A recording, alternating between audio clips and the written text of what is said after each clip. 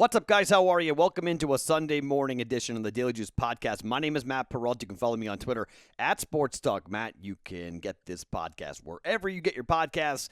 The video is on YouTube, and we're always being brought to you by BetMGM. All right, so yesterday was kind of a roller coaster ride.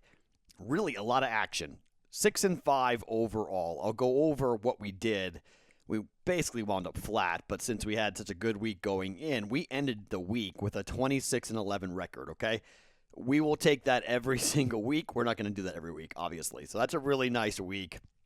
It was kind of like a flat day, but we had done so well in the previous days that going into Saturday, we were pretty well committed. We wound up, well, let me just go through it. Okay, so our record for yesterday was the following.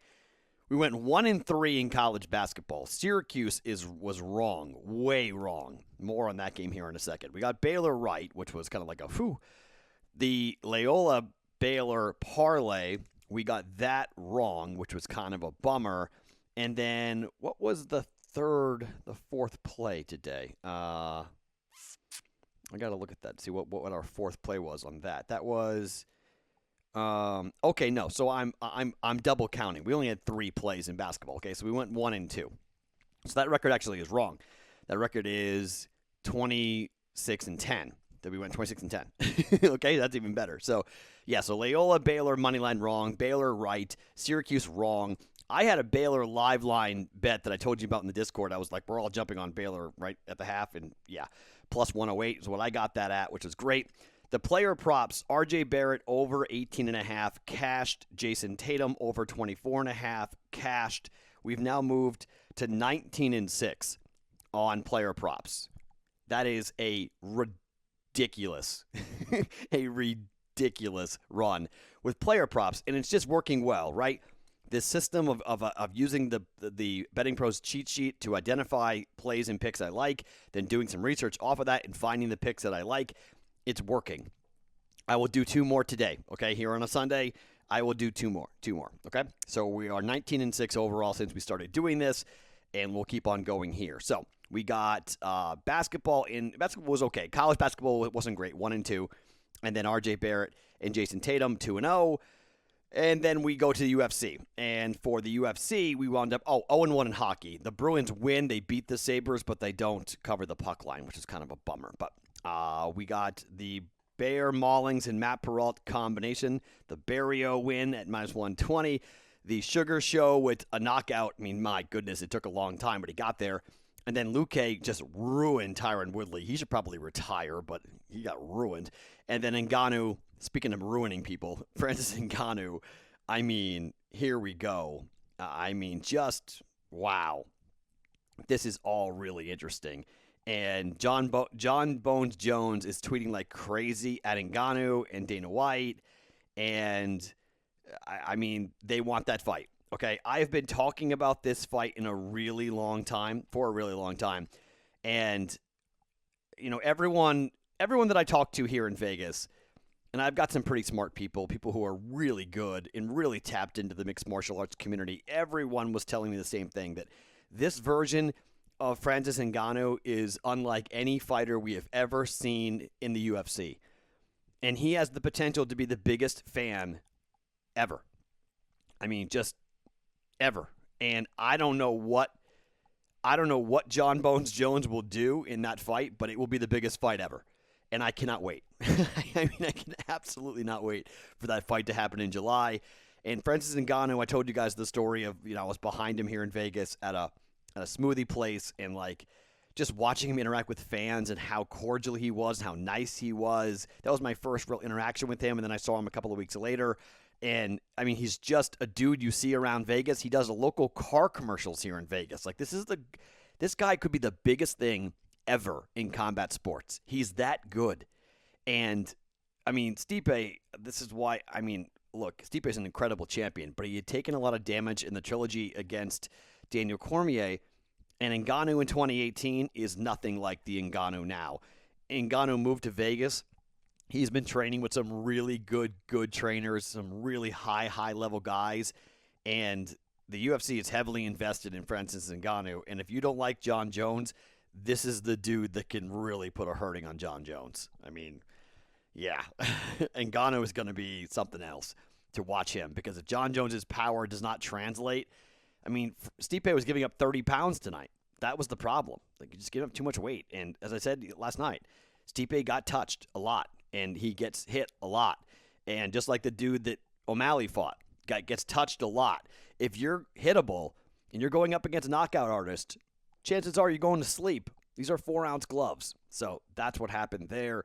So 3-1 and up plus money there. 1-2 in college basketball, 2-0 on player props, and 0-1 on NHL plays for a very, very busy Sunday. Okay, today, this morning at 1 p.m. or 10 a.m. Eastern, 10 a.m. Pacific time, 1 p.m. Eastern, until the afternoon, you guys on the East Coast. Live stream back again here on the YouTube channel for BettingPros. We'll go for a half an hour. We'll break down games. I'll give you the picks and the plays that I have made. You guys already know pretty much where I am going into this today. I do have one ad, however. We've got the first half over 74.5. That number, by the way, came down, I believe, for the first half total. Yeah, nah, not really. Okay, it's gone up to 75. Okay. I had 74.5 over for that. I have the Creighton Blue Jays plus 13.5, and I've got Florida State plus the 2. I do have one ad that I'll make on here, and I've got one hockey play to give you guys coming up here in just 1 second. But the live stream will be going on. We'll break down every game, side and total, picks and plays that you guys can fade or follow or just talk and ask questions and have a good time for 30 minutes or so coming up on Sunday before the 4 games get going. Creighton and Gonzaga is the first game, by the way. So that's, I'm going to be jacked and really excited for that game coming up at 11:10 Pacific time. Morning basketball with the Blue Jays up against Gonzaga.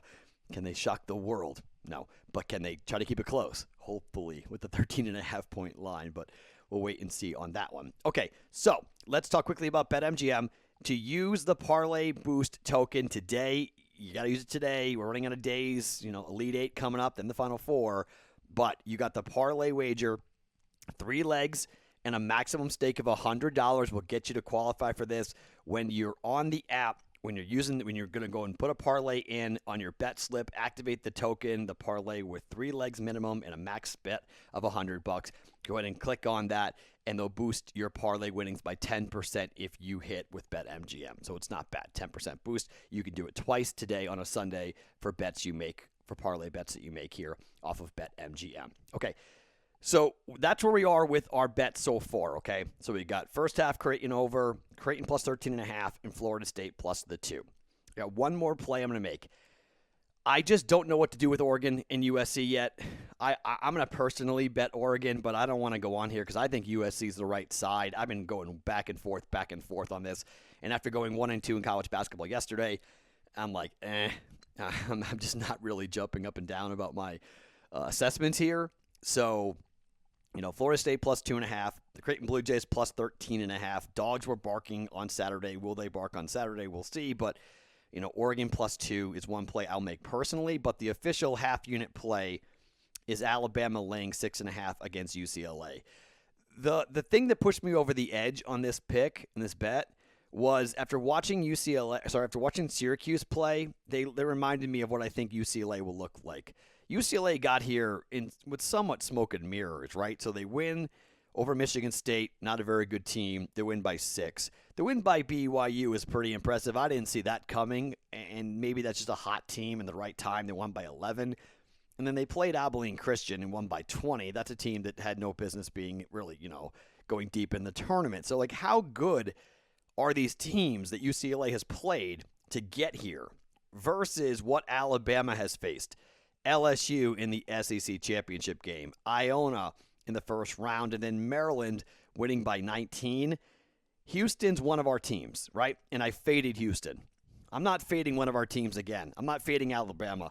I laid the 6.5 with Alabama to go ahead here and take care of UCLA. I think the Houston-Syracuse game is kind of the blueprint of what we're going to see here. UCLA is going to have a tough time scoring against that Alabama defense. I think defense is going to be the name of the game this year. And I really hope it's Houston or Alabama or somebody that gets up against Gonzaga here in the Final Four of the championship game to really see. I mean, maybe even Baylor, to see what happens when that team gets clamped down defensively. I mean, maybe the Blue Jays do it today. I don't know. But someone's going to clamp down hard on Gonzaga, and I want to see what happens. But Bama and Houston are so long and so good defensively. UCLA, I think, will have a very similar tough time like we saw with Syracuse where they just couldn't hit any shots. I mean, Syracuse hit like 14 shots in the whole game. It was just ugly. Really, really ugly. That was the lowest output in the history of Syracuse basketball in the NCAA tournament. So credit Calvin Sampson, credit Houston. They played phenomenally well, and I'm going to be all over Houston in Oregon State. Just want to get a couple of injury reports before we bet it, but that's going to be an early play for us. I think Houston's going to ruin Oregon State. Houston's going to the Final Four. I can't believe it. I can't believe Houston's going to the Final Four, but they're so good. As a 2 seed, I shouldn't be that shocked, but they've just, really impressive, great coaching, and, if it wasn't for Baylor and Gonzaga, I mean, they would be right there in terms of teams. I mean, I might even throw a future wager on it just for the heck of it because it's plus money for Houston to win it all. But we're going Bama minus 6.5 as the add-on for college basketball. So now 4 plays with college basketball going on a Sunday, and then 1 hockey play to jump in here. We have a total of 5.5 between the Bruins and the New Jersey Devils. So the Devils, when they take on teams with winning records, the under is 6-1 in the last 7 games there. The under is 7-2 in the Devils' last 9 games overall. The Bruins barely beat the Buffalo Sabres yesterday. They're on a back-to-back. The Bruins, the under is 9-1-1 on the last 11 games overall. It's 8-1-1 in the last 10 games as a favorite. And on Sundays, I don't know if it really matters, but on Sundays, the Bruins are 7-1 to the under. They played yesterday. They looked like crap. I mean, you can't kill the Buffalo Sabres? I mean, come on now. Both teams have good goaltending. Both teams can really have a tough time scoring. I'm going to play the under 5.5 here. Under Bruins and the New Jersey Devils. Under 5.5 for a half a unit here. The other half unit here for today on a Sunday. Okay? So we got 4 college basketball plays going and 1 NHL player going. And yes, I will have 2 player props for you in the Discord channel. I know the Discord is growing really fast because of this. And, guys are telling their buddies, like, dude, this dude's, like, crushing these player props, and it's kind of sick. And we are. We're 19-6 on player props. That's not a lie. That's a documented, not making that up. That's a legitimate, it's not like a Vegas Dave nonsense. That's real. I'm 19-6. So only a quarter unit every time, but we're doing a really good job of helping you guys cash tickets. So that's what we hope to continue to do here on a Sunday. I'll have 2 more. The games tomorrow in the NBA, just like taking a quick look at it, it's not a big slate. It's only 4 games tomorrow. That can't be right. Hold on. There's got to be more than 4 games tomorrow in the NBA. Let's see from a schedule standpoint. Tomorrow there are it's only 4 games. That's right. Okay, only 4 games tomorrow. Light slate. So we'll have some. I'll probably be looking at that Atlanta-Denver game. That's probably going to be something in that 1 or 2 of those props going in there for that one. But we'll see. Toronto keeping Kyle Lowry, which is their first game since they did not trade Kyle Lowry. So we'll see how it goes. But we'll give those player props coming up in the Discord channel. The link is below me here on the YouTube channel. There's a Discord link right below me. You guys can click and be a part of the Discord channel. And then Daily Juice at Sports Talk Matt is my name on the Discord channel. Okay. So to recap. Alabama minus 6.5 is an add to our NCAA tournament slate, and Boston and New Jersey under 5.5 at minus 105. Actually, not minus 110. Sorry, yeah, the Bama's minus 110.